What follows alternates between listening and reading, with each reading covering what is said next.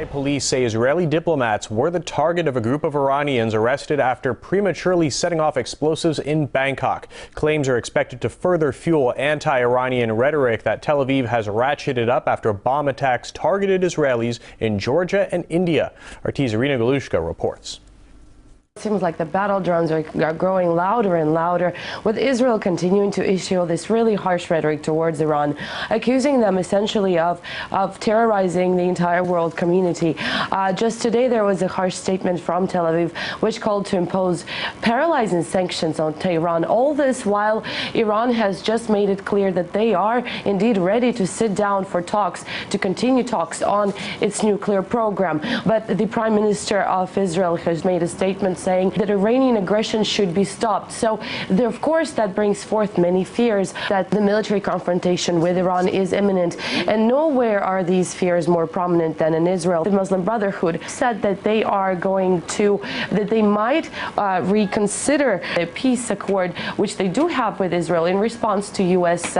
pressure in regards with the NGO scandal. So a lot of people in Israel primarily are thinking that perhaps Israel should stop the rhetoric it does carry on right now and focus on its internal problems and the problems on its borders, rather than really push forth with this aggressive rhetoric towards Iran. And another obstacle for Israel could come from Egypt as the Muslim Brotherhood threatens to reconsider Cairo's peace treaty with Tel Aviv. For more on where this could lead, I'm joined by Yaakov Lapin, a reporter for the Jerusalem Post. So how do you understand this reconsider term? What are the steps behind it, and do you think it could lead to another confrontation between Israel and Egypt? Well, I think ever since the Muslim Brotherhood came to power through the elections, it became quite clear that Egyptian-Israeli relations would not be the same as they were before. We have to remember that the Muslim Brotherhood, in its ideology, believes that the peace treaty with Israel is a bad thing, it's a negative thing, and in their ideological core, they would like to see it one day go away. However, they're restrained by some realpolitik factors, and they're unable to abolish the treaty. So they're certainly going to look for ways to downgrade it gradually and perhaps one day abolish it altogether. Now, Israel is acting like a small coin in the latest round of the U.S.-Egyptian tensions. Is peace with Israel so unimportant for Egypt that they just don't believe they have to put its threat into action? I'm sorry, I'm going to have to ask you to repeat the question. I'm having a little bit of trouble hearing you. That's okay. Do you think that the Egyptians are willing to use kind of Israel in this way as kind of like a bargaining chip in this game between tensions between Egypt and the U.S.?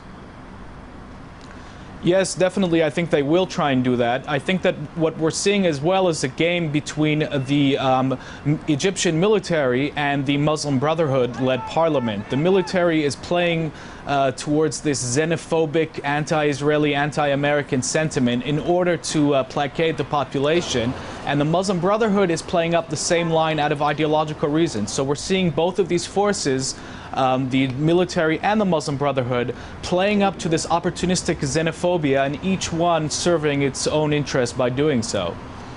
Now, the Camp David Accord had made Egypt the first Arab state to officially recognize Israel. How do you think its revision could affect the fragile position of Israel in the region?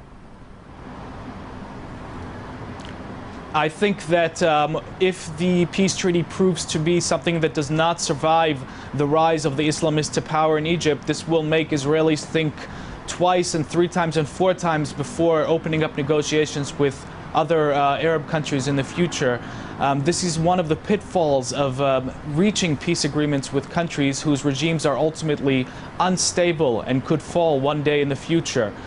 So this will have an effect on the entire region, and it's certainly not putting most Israelis in a mood to take further risks for peace at this stage. Now, the possibility of U.S. aid to Egypt being scrapped led to threats from the Muslim Brotherhood, but at the same time, most of the Egyptians oppose the aid, calling it a humiliation. How far do you think that public anger could go? I'm sorry, once more, I'm going to have to ask you to repeat the question. That's okay. The possibility of U.S. aid being scrapped by Egypt led to threats from the Muslim Brotherhood, but at the same time, most Egyptians oppose U.S. aid to their country, calling it a humiliation. Do you think their voices will lead to more public anger? If I understood your question correctly, we're talking about voices within Egypt that are opposed to the Muslim Brotherhood? No, opposed to American aid to the country.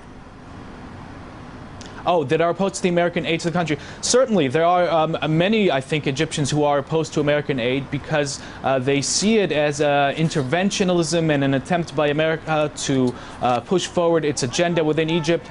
And I think that these kinds of anti-American sentiments are once again being encouraged both by the military, by the Supreme Council of the Armed Forces, and by the Muslim Brotherhood, each for their own reason. So certainly there are those in Egypt who oppose American aid. They see it as a threat. And I wouldn't be surprised if the United States itself decides to cancel its $1.3, $1.4 billion aid to Egypt in the near future, especially in light of the fact that some 19 American nationals are now under Egyptian arrest and have been barred from leaving the country. So I wouldn't be surprised if we see this aid come to an end in the near future. All right, Yaakov Lapin, reporter for the Jerusalem Post. Thanks for your insight.